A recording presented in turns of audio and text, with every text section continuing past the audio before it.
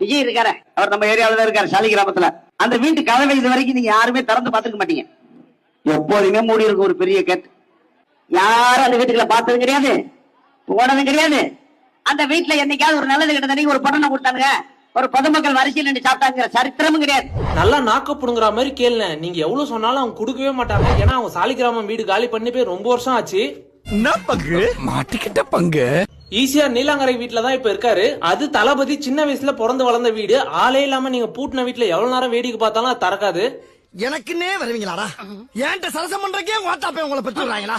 2000 பேர் கூட்டத்தை நடத்தி அந்த செயற்குழு நடத்துறத பார்த்தா உச்சியா அடித்தடி உட்கார்ந்து இருக்காங்க இவ்வளவு பெரிய ஜனங்க. 10,000 பேருக்கு மட்டும் கொடுத்தோம். அது அடிதடிலாம் இல்லண்ணே, அவர் மேல இருக்க அன்புல வெறித்தனமா அவரை நோக்கி ஓடுறாங்க. நீங்க உட்கார வச்சுக்கிறது 10,000 பேர் கிடையாது, 10,200 ரூபாய் ஊபிஸ். நீங்க எவ்வளவு நேரம் உட்கார வச்சிருந்தாலும் அவன் மூஞ்சில ஒரு ரியாக்ஷனும் இருக்காது. அதுக்கும் இதுக்கும் நிறைய வித்தியாசம் இருக்கு. அதனால நண்பா, அண்ணன் அப்டேட் ஆகாம தெரியாம சொல்லியிருப்பாரு. அண்ணனை எதுவும் திட்டாதீங்க.